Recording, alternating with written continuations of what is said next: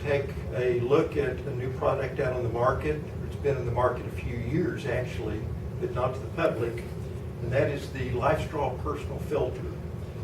This was developed and put in the field by Westergaard Franzen, which is in Switzerland, and this was developed for developing countries that had compromised water for the masses of their people, and again, it's been used for 8 years in the field.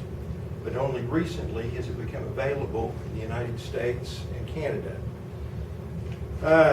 Let's open it up and take a look and see what we're dealing with.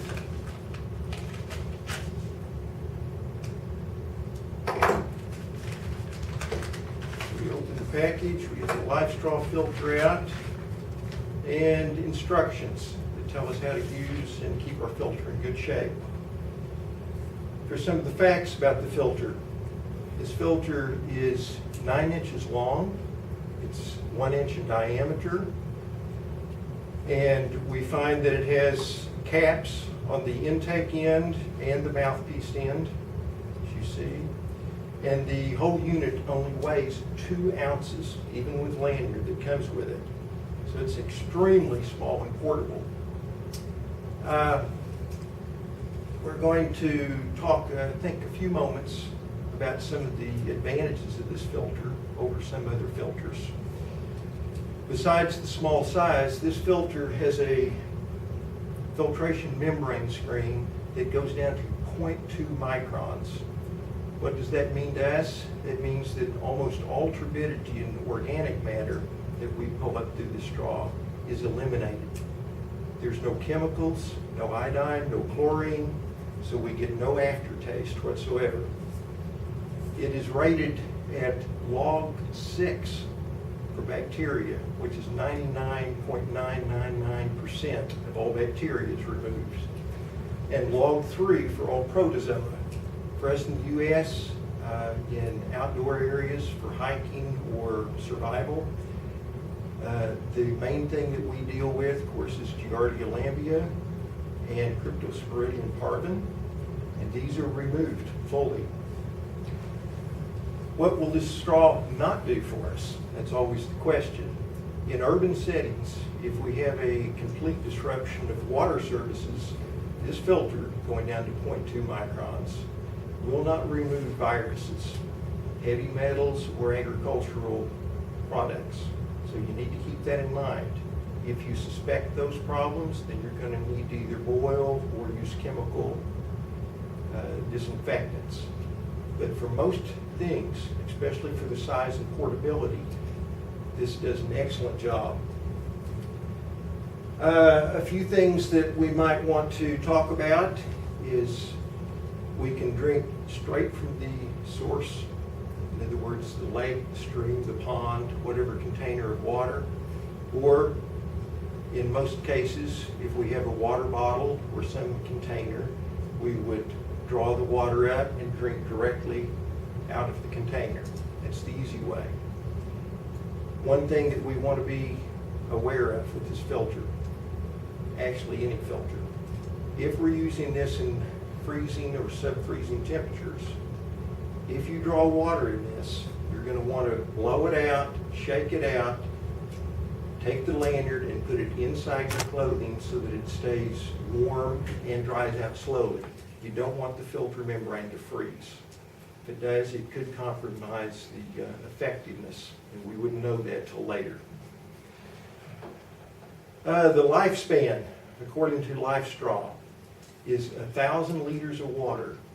What does that mean? That's 256 gallons. That's a lot of water for a filter this size. So you might consider that. There's no other filters that I know of in this personal size that will filter anywhere near that amount of water. So another plus for LifeStraw.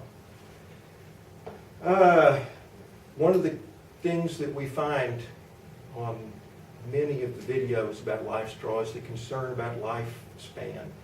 There is a lifespan on this filter.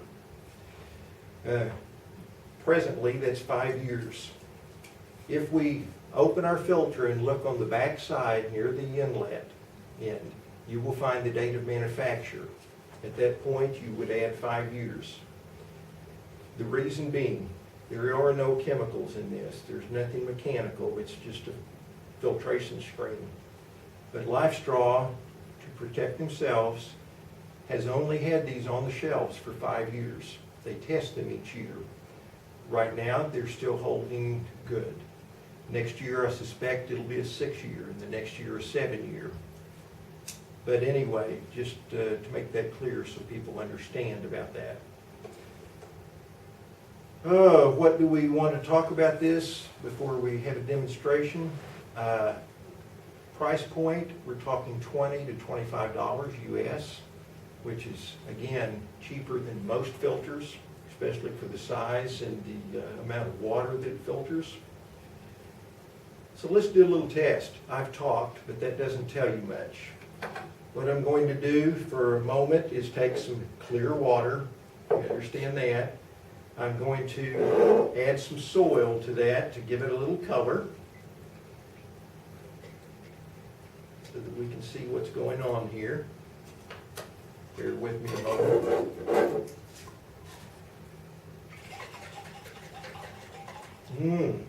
It's really yummy, doesn't it? Now, I'm going to try this filter. What the recommendation is if your water has a lot of turbidity and it begins to slow down, hard to suck through, then blow back through your filter and it will eject the organic matter or the soil that's in there. Then you continue drinking. We know the filter is used up when it will no longer bring water through it. So let's try it and see the expression on my face. A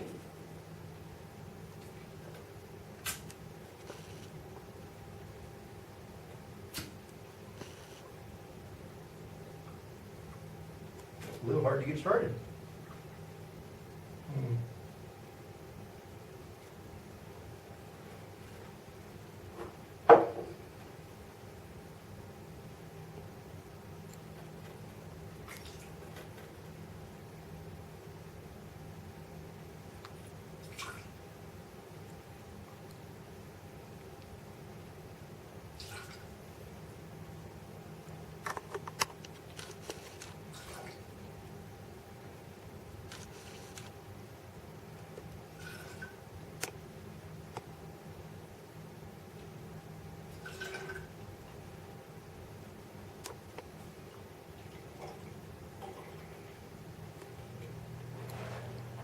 Set the filter down, and I don't know if we can see very well through here. It's a bit more viscous than water. It's got my saliva in it, of course. It's not perfectly clear, but it is absolutely drinkable. I had no aftertaste whatsoever from this product. For the size and for the cost and for the weight, I don't see why anyone doesn't carry one of these filters around their neck, in their pack, in their bug out bag, whatever kit you have. It won't take out some things, obviously, but in North America, most problems are absolutely from protozoa or bacteria, and this filter does an excellent job of that. I thank you.